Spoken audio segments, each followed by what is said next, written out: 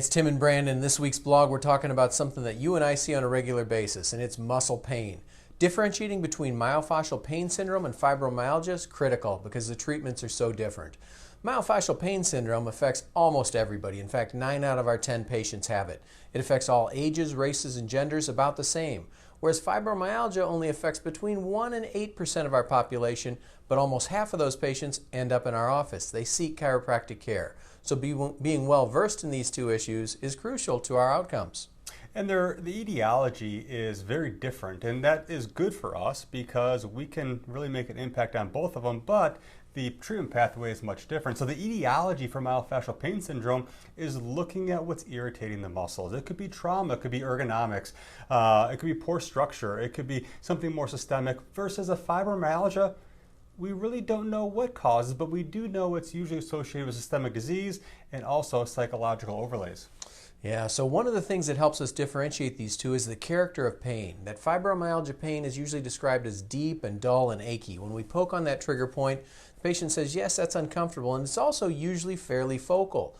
Whereas fibromyalgia is going to be a lot more diffuse. It's not just a series of trigger points that are uncomfortable, it's the whole body that's uncomfortable, and a lot of times comes with fibrofog, which is going to be a lack of concentration, poor memory, mood changes, fatigues, all those sort of things.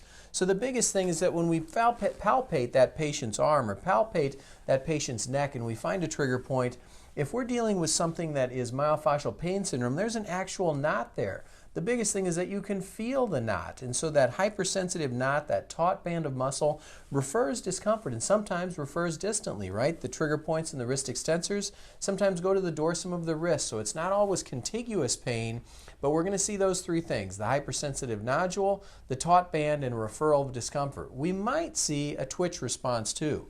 Like grabbing an SCM, sometimes if you palpate a trigger point there, we'll see a little fasciculation in the muscle. Whereas fibromyalgia, it doesn't matter where we touch. It's going to be uncomfortable. Back in 1990, the ACR criteria was that you had to have 11 out of 18 spots tender to be a diagnosis of fibromyalgia. Well, as it turns out, there was nothing special about those 11 of 18 spots. In fact, who doesn't have a trigger point in their levator, in their pec medial knee or wrist extensors? Everybody. So now the new criteria has nothing to do with the 11 of the 18 spots. In fact, the patient's face or their forearm or their thigh are going to be equally tender. For whatever reason, their brain has perceived any touch as uncomfortable. So sometimes when you're dealing with any kind of centralized or peripheralized pain, it's difficult to objectively measure where is the problem and how bad is it. The good news is with myofascial pain syndrome, there's a good way, and usually a way that we measure pain in our office that we're doing already with the VAS score. However, when it comes to fibromyalgia, we can't be as simple as using a VAS. In fact, we need to use one of two methods: the widespread pain index or the fibromyalgia symptom survey. Which are great because now those two are connected into one instrument that we can give the patient, and maybe someday there'll be a tool that you can send that out automatically. So what do we do treatment-wise for that patient? The treatment goes after the etiology. So with myofascial pain syndrome, I don't want to say it's direct, but we have a much more evidence-based pathway to get rid of these problems. These hypersensitive nodules respond well to modalities, respond well to dry needling, myofascial release, and probably more specifically, exercise was riddled throughout the evidence as far as to help these patients. Now the good news is that exercise, that active component of care, also feeds over to our fibromyalgia patients. One thing that is very interesting with fibromyalgia, there's about 400 different treatments for fibromyalgia, which means that none of them work really well. So we want to make sure that we focus less on passive modalities and having the patient come back into us for a specific modality, and focus much more on the active things that we can do with our patients and teach them the difference between hurt versus harm. That listen, getting active, getting walking, doing some exercises may cause a little bit of discomfort, but it's not harming that tissue. As long as we progressively load them, we can help with fibromyalgia patients and definitely with myofascial pain syndrome patients. So our fibromyalgia patients, we want to use the philosophy of less touch and more talk. And for both of these, we want to think about our passive modalities as just getting us to the point that we can incorporate some active modalities for that patient, especially exercise.